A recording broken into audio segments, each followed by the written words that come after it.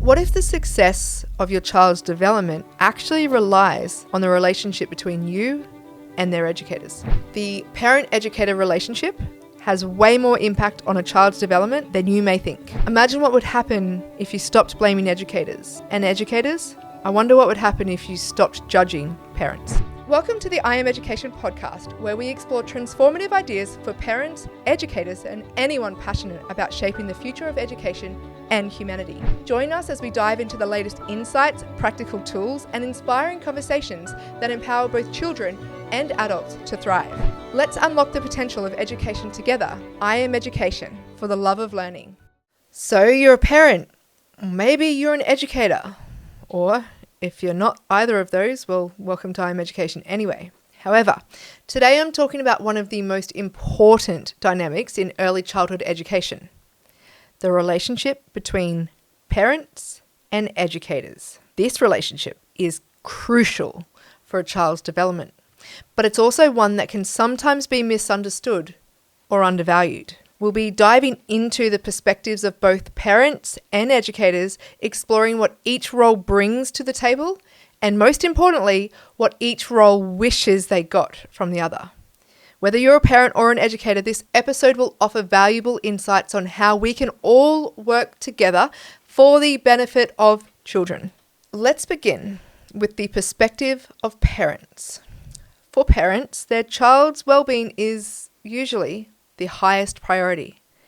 And sending their little one to an early learning centre, this is often a big emotional step. And they want to ensure that their child is in a safe, nurturing, and stimulating environment where they can grow socially, emotionally, and intellectually. Parents are often highly invested in their child's development, and understandably so. You see, they want regular updates, clear communication, and reassurance that their child is progressing. But it's more than just receiving a report card. They want to know that their child is seen as an individual and that they're not just a number, that their unique needs and personality are being catered for and met. They may also want to feel that their own concerns and insights about their child are valued and listened to by the educators.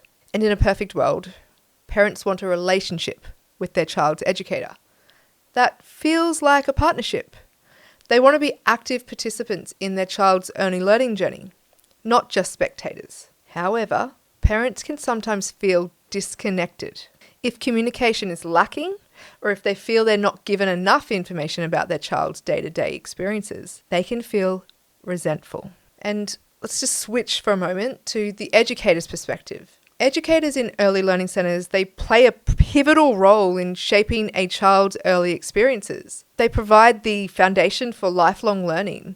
They are not just babysitters or caretakers or, as a politician has said before, nose wipers. They are trained professionals who plan and deliver activities that promote cognitive, emotional, and social development. From the educator's point of view, their role can sometimes feel misunderstood by parents. While educators deeply care about the children, they also manage the dynamics of an entire group of children. And that group of children, those dynamics change every single day. You add one or two different children on a certain day, it's different. All children become different.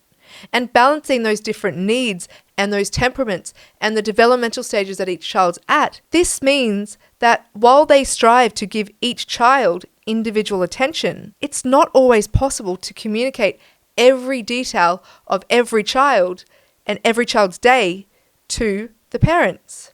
Educators also wish that parents understood the importance of trust in the relationship. They want parents to trust that they have the child's best interests at heart and that they are skilled in managing the day-to-day challenges of early childhood development. Educators often wish they received more understanding and more appreciation for the emotional and physical demands of their job. Do you know how many parents will come into a centre and they'll say, "Oh, I couldn't do what you do all day.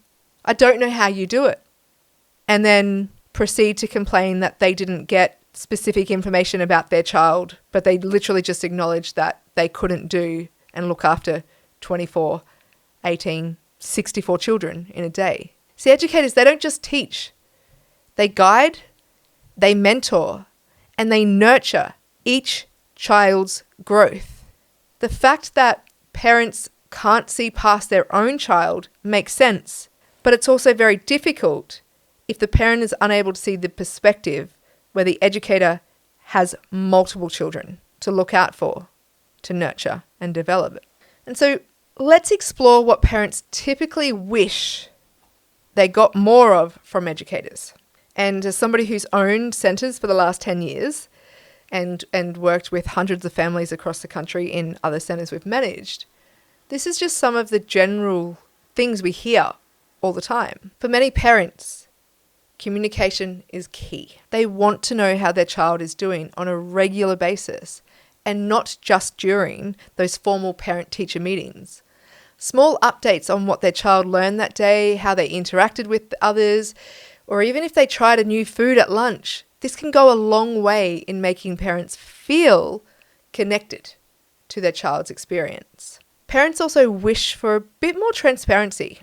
They often wonder what goes on during the day at the Early Learning Centre. And as storytellers, as humans, when we don't have all the information, if we have gaps, we will create a story to fill those gaps. And this is one of the major issues we have when it comes to this parent-educator dynamic. They want to know what happens in the day. They want to know what the routines that are in place. They want what challenges their child may be facing and what specific strategies that the educators are using to support their development. This isn't about micromanaging, even though educators may feel like it is.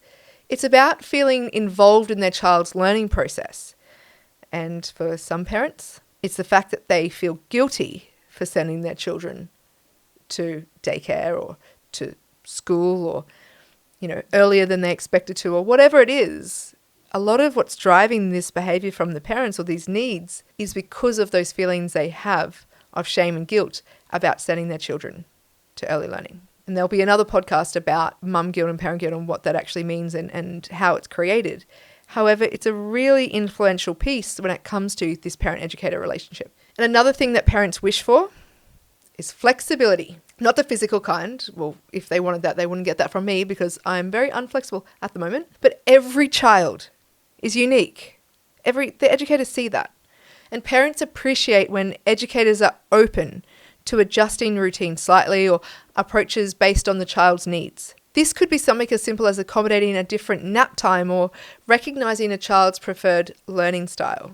The thing is that what parents may not realize is that that's incredibly difficult in a group setting of a service to do. However, there is the ability to do it at times, but if it's an expectation that parents have of educators, they're going to be set up for disappointment. And for educators, seeing it from the perspective of what the parents are wanting to achieve can help you see more than what you might be able to without putting those parents' shoes on. Now, what educators wish that they got from parents? Let's flip the script. Let's talk about what educators wish they got from parents. One of the biggest things educators ask for is trust. Educators wish that parents trusted their professional judgment and understood that they are skilled in nurturing and educating children. This trust, it allows educators to do their job more effectively and create a positive learning environment for all the children in their care. Now, what educators also need to realize is that there are many stories of why educators in the past may not be able to be trusted. However, if we put that into a balanced view, it is a lot more educators. There are a lot more educators that are doing great things and are passionate about their work than there is of ones who don't. And so that trust, it is imperative, and educators need it to be able to do their job, because if you don't trust them, parents, your child is going to pick up on that and they're not going to either. And so you are going to manifest and create what you don't want. So learning to trust the educators is extremely important for this dynamic to work and for the village around the child to help their development. Educators also wish for more open communication.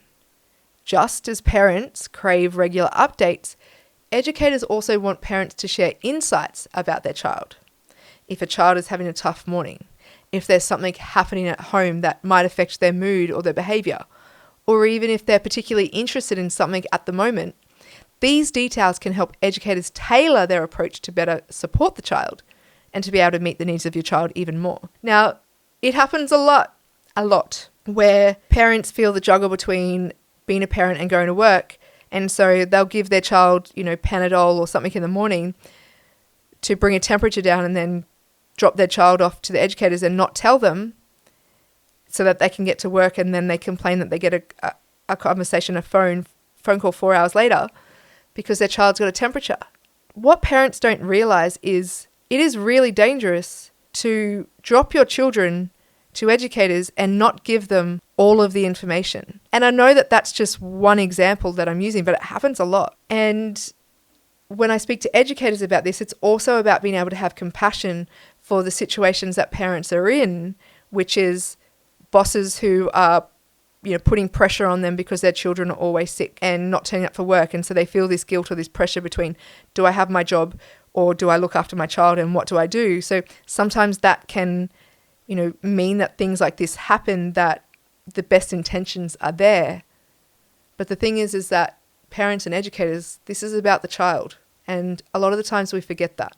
So another key point that educators bring up is respect for boundaries. And so while educators care deeply for the children that they look after, it's important for parents to remember that educators are also managing a classroom full of students, and they have their own schedules and responsibilities. Many of them have their own children. And this means that sometimes immediate updates or detailed conversations may need to wait for a more appropriate time, like during scheduled meetings. So if you really want to speak to your educator in more detail, make the time that works for both parties. To have the expectation that at 5 p.m. when you pick up your child, that the educator should be able to drop everything and spend half an hour with you talking specifically about your child, it's unrealistic, and it's an expectation that will be shattered a lot of the time. Because these educators are running to a ratio. They have to be in certain places. There's certain tasks that have to be done by certain points of the day. Yet many parents take this personally, as if their educator doesn't care. They care a lot, but those boundaries are really important for you as parents to respect. And I know there are lots of nuances and there are lots of examples, and many of you will probably send me and share some of your own. But if we have a look at what the parents and the educator's intention is, we can start to make and build stronger partnerships, stronger relationships, better communication. And so how do we bridge that gap between what parents and educators want from each other? The answer lies in building trust, communication, and mutual respect. For parents, this means being open and receptive to the expertise of educators, that they do know things, that they may, even if they're younger and they don't have children of their own, if they're working with, dozens and dozens of children a week, and they've been doing it for a few years, they've worked with hundreds of children. They have seen patterns, they have seen things play out. They have experience. And so be receptive to hear that, and trust that they have your child's best interests at heart, and that they are equipped with the tools and knowledge to help your child thrive. It also means finding ways to stay involved without hovering, asking for regular updates in a way that actually respects their educator's time, and sharing valuable insights about your child that can help educators tailor their approach. Sharing information willingly and openly with your educators will transform the relationship that you so desperately want the educators to have with your child. For educators, this also means prioritizing communication with parents, even when time is tight. You see, parents don't always need a full report, but a small acknowledgement, like telling them how their child handled a particular situation or sharing a moment of progress. This can go a long way. It's also important for educators to remember that parents may feel anxious or unsure, and they are looking for you for guidance and reassurance. And something that I want to add in here is that if it is a parent's first child, they'll usually be way more involved than when it's their second, third, or fourth. And also, if somebody has struggled to conceive a child and their child is IVF, or the birth was traumatic, or they were whatever happened in those earlier months, this will affect the anxiety that is experienced when that parent puts the child into somebody else's care other than their own. And so as the educator, it's learning to not take that personally.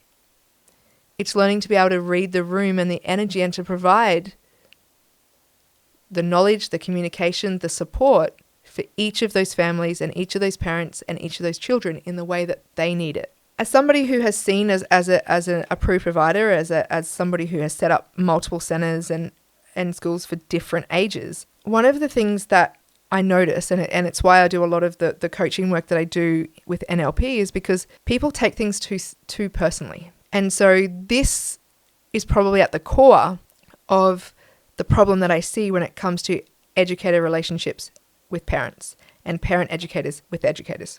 I don't even know if that made sense. What I mean is, if parents are taking things personally and educators are taking things personally, people are automatically putting themselves in a dichotomy, in a conflict that's actually not needed. And so how could you learn how to take things from the third perspective, from the neutral observer, rather than personally? And I think, or I feel as an owner, it is so imperatively important to communicate with people how it actually works behind the scenes. What actually happens at a centre, what's actually required, expected from the government, what's expected, from a high quality service, but also for parents to realise that high staff turnover happens in every industry, in every sector, not just in early childhood. The role in which these educators take on requires passion, and it requires more energy than most humans have. It is a love and a desire to do the work they're doing. And so when you come in and say, I couldn't do what you're doing, we understand your intention behind that. And yet then when you have all these expectations about your own child, have you forgotten about those other 30, 20 children that are in the care of that lead educator especially? And so the dynamics of early childhood, there are great centres and there are not so great centres, but the model in society it's a difficult one. And it's one that is not the educator's fault. It is also not your fault as the parent, but it is what it currently is. It's not the educator's fault that you feel guilty. It's not. You've made the choices in your life to work, to not be home, to do the things that you want to do. But you've chosen to put your child in early childhood, yeah? And so that's your responsibility to own that, to accept that, and to work with that. That is not the educator's responsibility. And educators, it is your responsibility to allow yourself to have compassion and to hear, see, and make sense of what is happening for these parents and how all of that, all of the adults around these children, you as the educator, you as the parent, how that's affecting the child's development. And it is not just the words that are spoken.